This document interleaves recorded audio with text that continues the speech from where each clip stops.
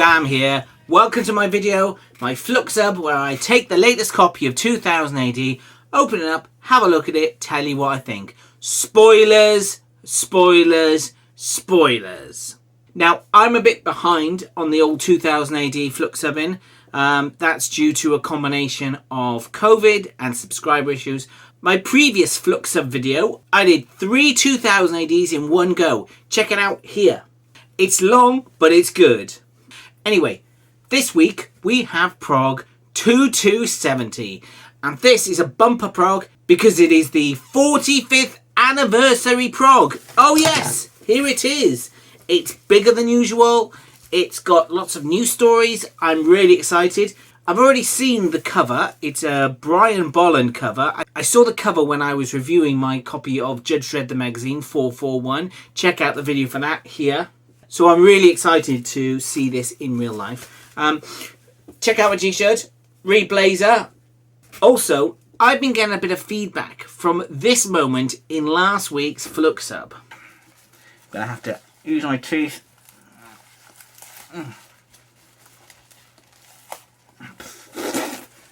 That.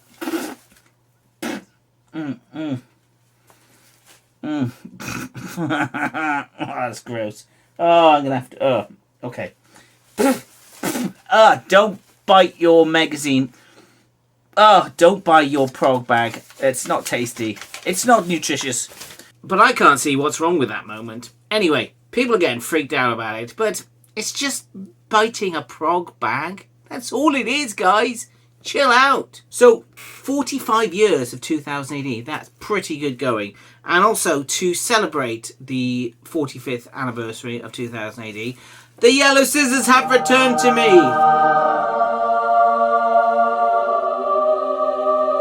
So, I could make a long story about how they travelled on a journey and they just returned back to me. Or I could just say that I found it under a load of crap in my room. But anyway, let's have a look at this Brian Bolland cover. Right, get my glasses on first.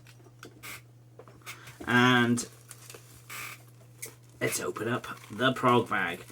These PROG bags are compostable as well as the 2000 AD magazine ones. So, yeah, I'll be shoving this in my compost.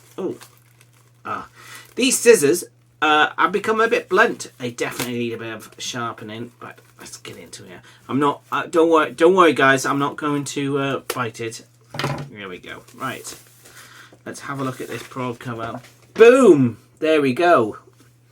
With the slightly weird looking Tharg. There we've got Nemesis, Dredd, Strontium Dog, Anderson, Death, Slain. Who else is there? There's Mean Machine, Chibsky, the newest character in 2000 AD, and Nicole Dante. Anyway, very good. Let's dive into the 45th anniversary PROG. Okay, PROG 2270. Let's, as always, read the damage report.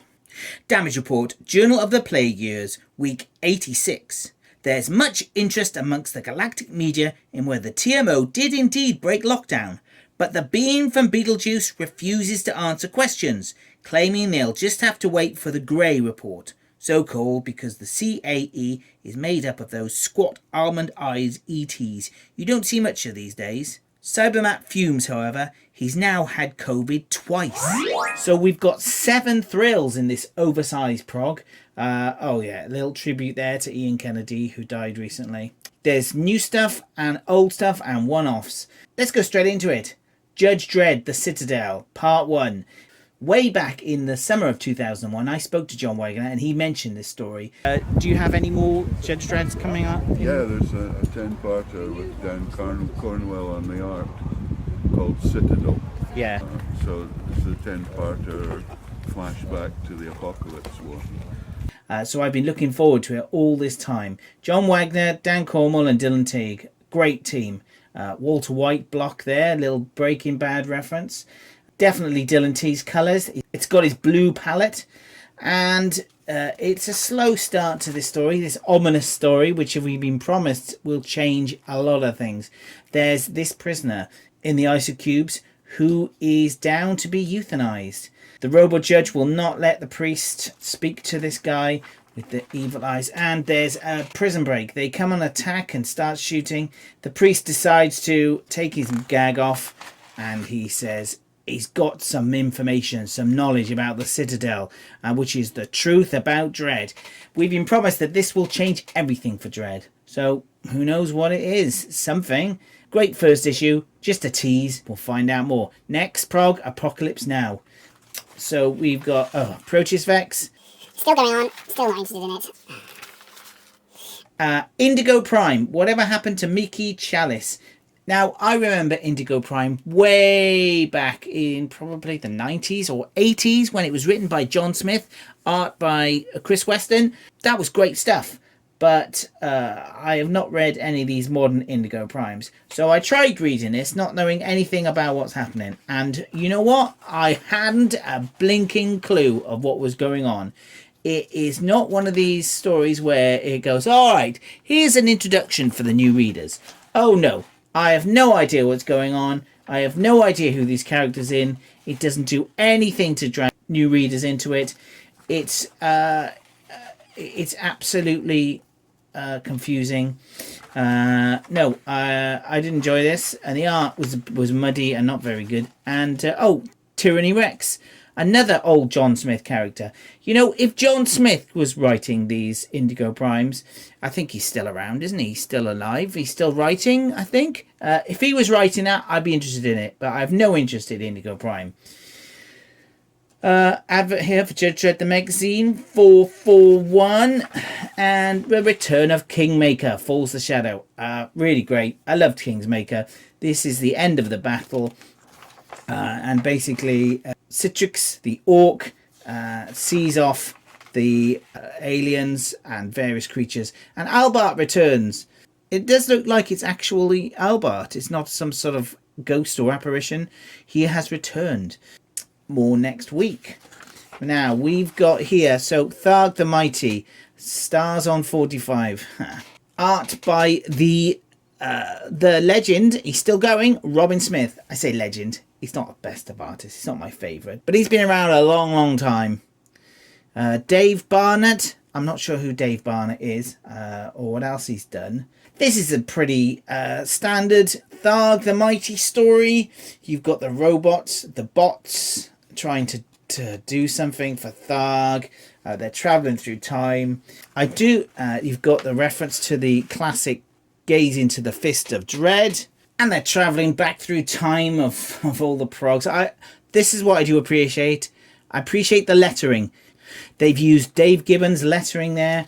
And a little bit later on in the strip, you see they've got the time period appropriate lettering there. Richard Starkins lettering there, because he did the lettering for Halo Jones. This is the Halo Jones reference.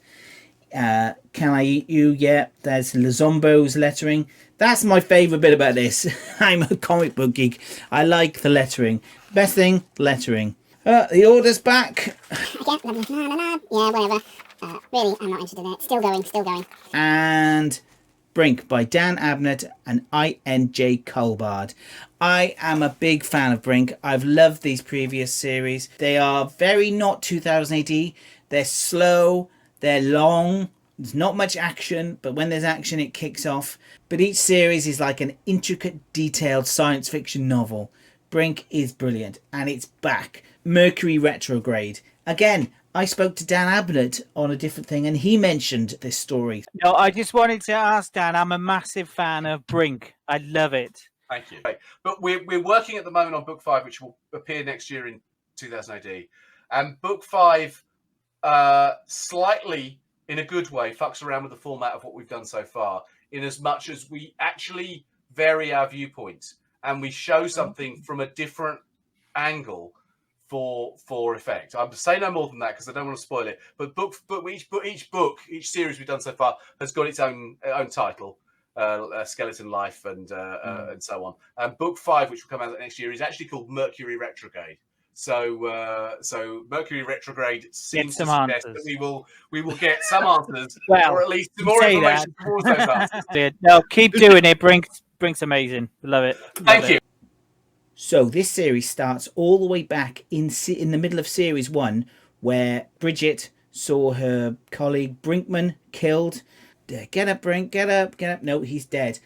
Then we split off from that story and follow this journalist guy. He goes back to his habitat and chats to his wife, who is also a journalist. And that's all that happens in this first episode. Chatting. And that's what Brink is about. Chatting and slow build. The only thing is the reference here to melancholia, which is one of the weird Lovecraftian words that permeate this whole series. Nothing happens, but it's setting it up. I love it. Right, okay. Number 8 of Brimful of Thrills on the 45, when 2000 AD was in its 8th year. Classic stuff. Right, so that was the 45th anniversary PROG. PROG 2270. Great stuff.